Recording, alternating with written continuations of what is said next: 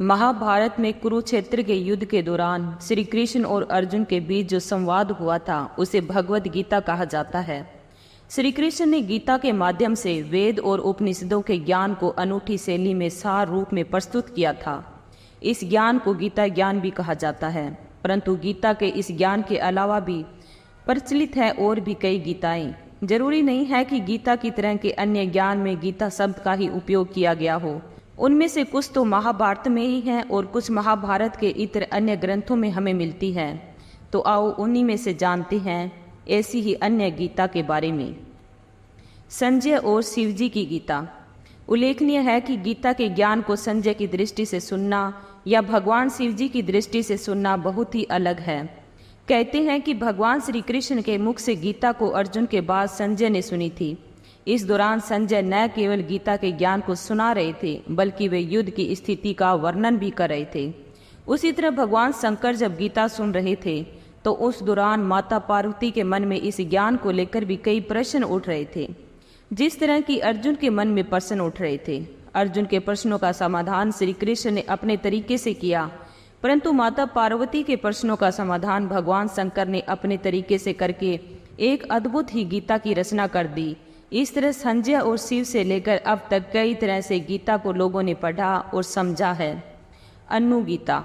यह गीता भी श्री कृष्ण द्वारा अर्जुन को दिया गया वह ज्ञान है जो युद्ध के बाद दिया गया था। यह ज्ञान उस वक्त दिया गया था जब पांडव हस्तिनापुर में राज कर रहे थे।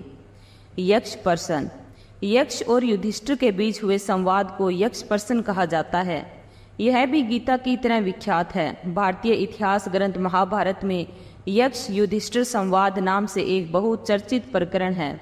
संवाद का विस्तृत वर्णन वन पर्व के अध्याय 312 एवं 313 में दिया गया है।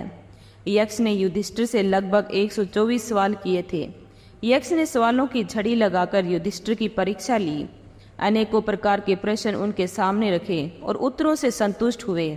अंत में यक्ष ने 4 प्रश्न युधिष्ठिर के समक्ष रखे, जिनका उत्तर देने के बाद ही उन्होंने मृत पांडवों अर्जुन, भीम, नकुल और सहदेव को जिंदा कर दिया था।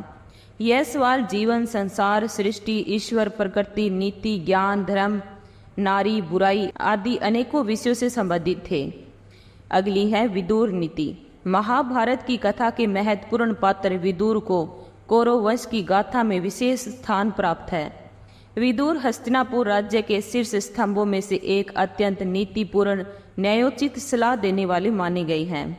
उनके और धृतराष्ट्र के बीच जो भी संवाद हुए हैं वे भी बहुत ही महत्वपूर्ण हैं। अगली है भीष्म नीति। भीष्म और युधिष्ठिर संवाद हमें भीष्म स्वर्गारोहण पर्व में मिलता है, जिसे भीष्म नीति के नाम से जाना जाता है। इसमें केवल 2 अध्याय है। इसमें भीष्म के पास युधिष्ठिर का जाना, युधिष्ठिर की भीष्म से बात करना, भीष्म का प्राण त्याग, युधिष्ठिर द्वारा उनका अंतिम संस्कार किए जाने का वर्णन है। अगली है पराशर गीता। महाभारत के लेखक वेद व्यास के पिता ऋषि पराशर है। महाभारत के शांति पर्व में भीष्म और युधिष्ठिर के संवाद में युधिष्ठिर को भीष्म राजा जनक और पराशर के बीच हुए वार्तालाप को प्रकट करते हैं। इस वार्तालाप को पराशर गीता के नाम से जाना जाता है। इसमें धर्म कर्म संबंधी ज्ञान की बातें हैं। दरअसल शांति पर्व में सभी तरह के दर्शन और धर्म विषयक प्रश्नों के उत्तर का विस्तृत वर्णन मिलता है। इसके बाद आती है व्याथ गीता। इस गीता में मार्कंडेय ऋषि युधिष्ठिर को ज्ञान देते हैं। यह गीता महाभारत का हिस्सा है। इसके बाद उद्धव गीता।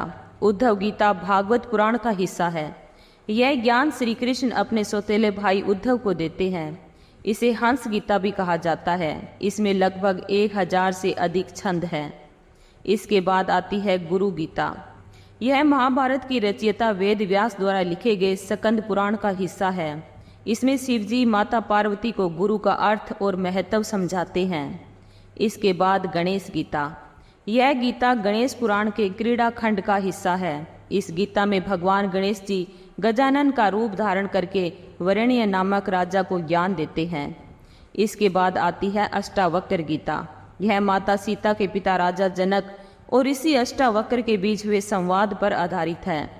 अष्टावक्र ऋषि भगवान राम के काल में हुए थे। इसके बाद राम गीता।